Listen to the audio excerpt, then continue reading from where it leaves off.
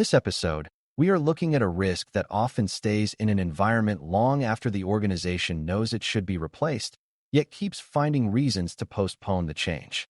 End of life, EOL, products and legacy components are some of the most common sources of hidden weakness in real-world security programs because they often continue doing valuable work even after their protection has started to fade.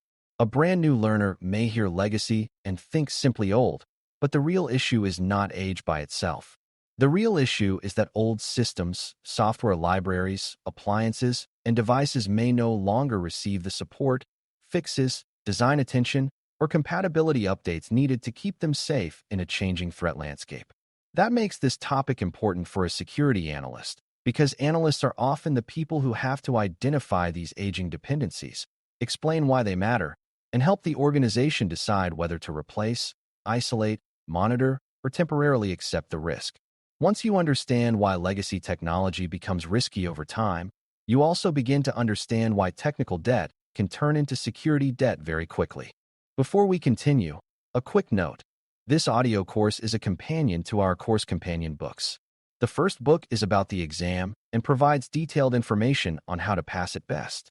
The second book is a Kindle-only ebook that contains 1,000 flashcards that can be used on your mobile device or Kindle. Check them both out at cyberauthor.me in the Bare Metal Study Guide series. A good place to begin is with the distinction between EOL status and legacy, because people often use those ideas as if they mean exactly the same thing when they do not. A component in EOL status is one that the vendor no longer supports in the normal way, which usually means no more regular security patches, no more product improvements, and limited or no help for new compatibility or threat issues. A legacy component, on the other hand, may still be technically supported or still functioning, but it comes from an older generation of design, depends on outdated assumptions, or creates operational problems because the rest of the environment has moved on. In practice, the two ideas overlap often. A system can be both legacy and EOL, which is where the risk becomes especially sharp. For a beginner, the most helpful mindset is this. EOL tells you something about vendor support status, while legacy tells you something broader about age, compatibility, architectural fit, and whether the component still belongs safely in the modern environment it is trying to serve. One reason these components remain in place is that they usually continue performing a real business function, sometimes an important one that nobody wants to interrupt. A hospital may depend on a specialized device tied to older software. A manufacturer may still run machinery through aging control systems, or a finance team may rely on a business application that was customized over many years and cannot be swapped out without major disruption. In those cases, people are not keeping old technology because they enjoy risk. They are keeping it because replacement is expensive, difficult, politically complicated, or operationally dangerous in the short term. That practical reality matters because security analysts need to understand that legacy risk is rarely solved by simply telling the business to buy something new tomorrow. Real environments are full of dependencies, vendor contracts, workflow habits, and fragile integrations that make change much slower than outsiders expect. The job of analysis, therefore, includes empathy as well as technical judgment. You need to understand why the old component still exists if you want your recommendations about remediation, prioritization, and compensating controls to be taken seriously. The most obvious risk is the loss of security updates, because once a product reaches EOL, newly discovered weaknesses may remain exposed indefinitely. Attackers do not care whether the organization planned to replace the system next year or whether the vendor ended support for understandable business reasons. If an exploitable flaw exists and no fix is coming, the gap between discovery and danger can become permanent. That creates a particularly uncomfortable situation for defenders because there is no straightforward patch cycle to rely on. In a supported product, a serious finding may lead to a vendor advisory, a tested fix, and a clear upgrade path. In an unsupported one, the organization may be left choosing between running a known vulnerable asset, trying unstable workarounds, or accelerating a replacement project that was never funded to move that quickly. This is why EOL status often increases urgency even before a specific breach occurs. The organization is not just carrying a vulnerability. It is carrying a vulnerability with a shrinking set of realistic defensive options, which changes how analysts should think about risk, exposure time, and business resilience. Legacy risk, however, is broader than missing patches, and beginners should not reduce the topic to vendor support alone. Older components often rely on outdated protocols, weaker cryptographic approaches, limited logging, weak authentication models, or assumptions that no longer hold true in modern environments. A server may still receive updates, yet be difficult to secure properly because it cannot support stronger controls without breaking an older application. A device may still technically function, but may not integrate cleanly with centralized monitoring, identity management, or segmentation strategies that the rest of the organization uses. Some systems were built for an era when being on the internal network was treated as a strong sign of trust, so they offer little protection against lateral movement once an attacker gets inside. Others were designed before current expectations for auditability, multi-factor protection, or secure remote access became standard. Analysts should therefore think of legacy components as risk multipliers. Even when they still run, they may be dragging older security assumptions into an environment that has already moved toward very different defensive expectations. Compatibility is another major source of danger because old components often force the rest of the environment to make uncomfortable concessions. A legacy application may require an older operating system, OS, an outdated browser engine, a weaker protocol, or a special exception in network policy that would otherwise never be allowed. In trying to keep one business process alive, the organization may end up weakening other areas around it. This is where legacy risk starts spreading beyond the component itself. The old system becomes the reason stronger controls cannot be applied uniformly, and the environment slowly bends around its limitations. That can lead to islands of reduced security that attackers are quick to notice once they gain any foothold. A team might say the problem is confined to one old application, but in reality that application has already changed firewall rules, account privileges, monitoring visibility, remote access practices, and update cycles in multiple connected systems. A security analyst needs to see those indirect effects clearly, because the true risk of a legacy component often lies not only in what it is, but in what it forces everything around it to tolerate. Visibility is another challenge, because organizations are often less aware of their aging components than they believe. Some assets are obvious, such as an old server with a familiar name in an inventory. Others are tucked inside appliances, forgotten development tools, embedded systems, old libraries and custom software, or devices managed by teams outside central information technology. A company may believe it retired an old platform years ago and then discover that one remote office still depends on it, or that a critical business workflow still calls an obsolete background service no one has documented properly. This matters because you cannot manage risk you cannot see, and legacy components are especially likely to hide in the corners of the environment where ownership is weak or documentation is stale. Security analysts should therefore treat asset visibility as a core part of the problem rather than a side issue. When the inventory is incomplete, the organization may be missing not just one old server, but entire chains of outdated dependency that will matter greatly during an incident, a vulnerability review, or a compliance assessment. Attackers value legacy and EOL technology because it often offers something they prize more than novelty: predictability.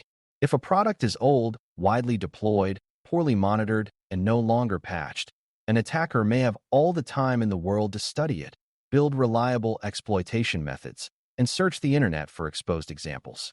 Known weaknesses in such systems may be well documented in common vulnerabilities and exposures, CVE, records, public advisories, research papers, and criminal forums. Even when a specific exploit is not immediately available, the absence of future fixes makes the target more attractive because defenders have fewer ways to improve the situation over time. Attackers also understand that organizations often leave legacy systems in place precisely because they are hard to touch, which means defenders may hesitate to scan them aggressively, reboot them, or apply restrictive changes that might interrupt fragile operations. In practice, that makes some old components ideal footholds. They are valuable not because they are glamorous, but because they are dependable places for attackers to probe, persist, or move deeper into the environment.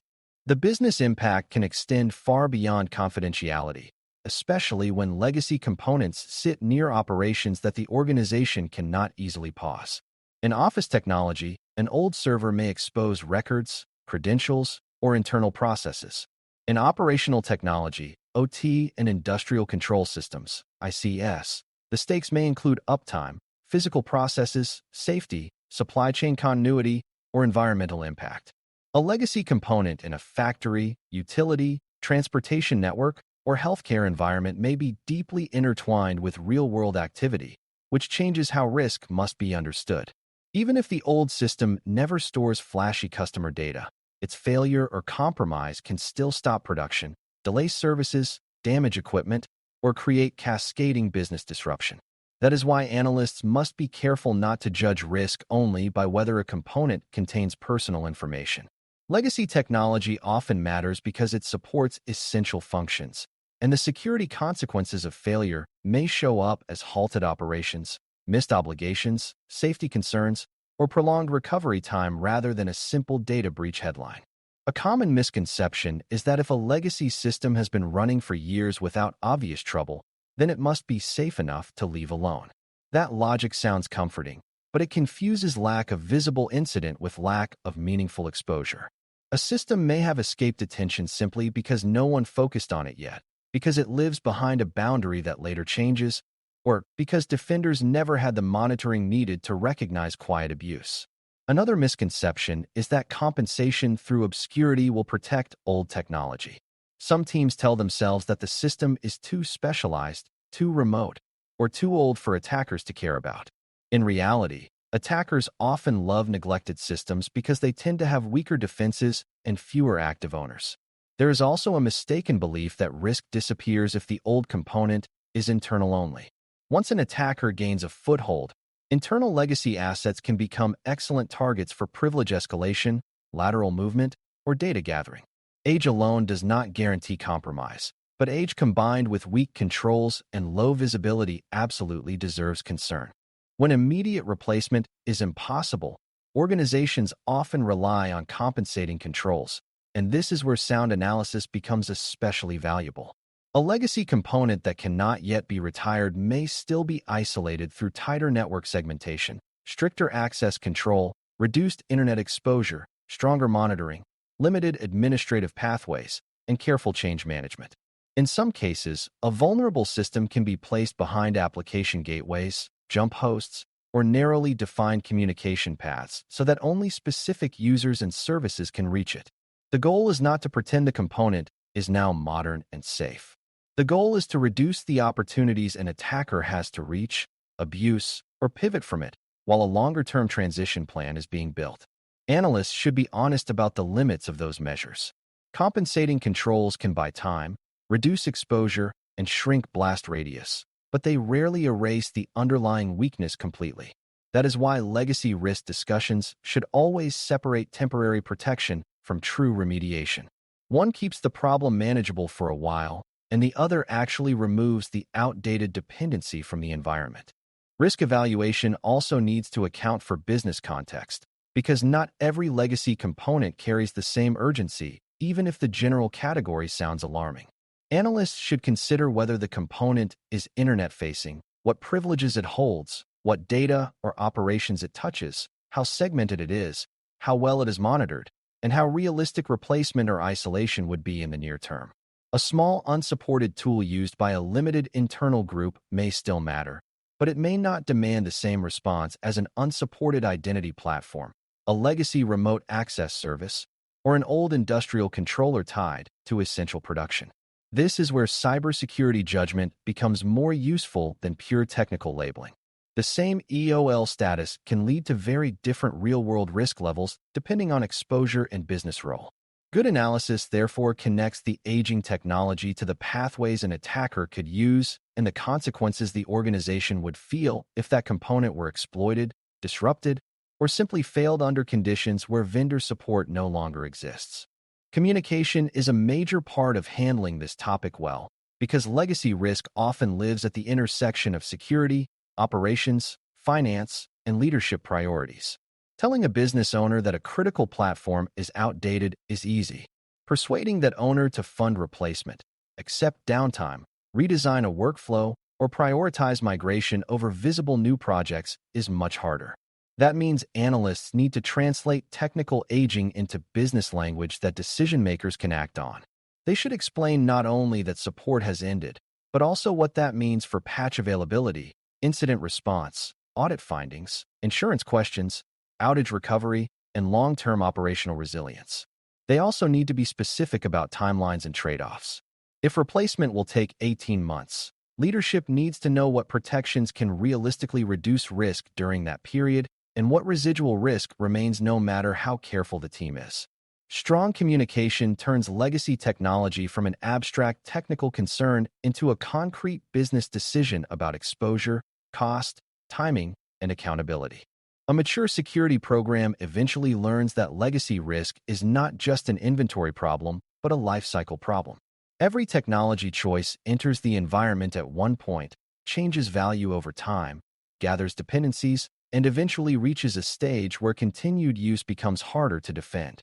Organizations that handle this will think about retirement while systems are still being selected and deployed, rather than waiting until the end to discover that nothing can be replaced without a crisis. They track versions, support dates, dependency chains, and upgrade paths so that aging does not come as a surprise. They also avoid building workflows that depend on one fragile old component with no realistic path forward. For a new security learner, this is an important big-picture lesson. Security is not only about reacting to weaknesses after they appear. It is also about recognizing that technology has a lifespan, and that unmanaged aging will eventually produce the kind of hard choices that make urgent remediation far more expensive and disruptive than planned modernization would have been. By the time you step back and look at the full picture, EOL and legacy component risk becomes easier to understand as the slow accumulation of technical, operational, and business exposure around aging technology. The danger is not just that old things exist. The danger is that unsupported or outdated components often lose patches, resist modern controls, force weaker exceptions, hide in poor inventories, attract attackers, and remain deeply embedded in processes the organization is afraid to disturb. That combination makes them some of the most stubborn and consequential risks a security analyst will encounter. The best response is rarely a single dramatic fix. It is a combination of visibility, honest prioritization, temporary containment, clear communication, and eventually disciplined replacement. Once you understand that pattern, you can evaluate aging technology much more clearly and help the organization make better choices before yesterday's useful system becomes tomorrow's breach path, outage trigger, or recovery nightmare. Thanks for listening. For more audio courses, daily newsletters, and more, please visit baremetalcyber.com.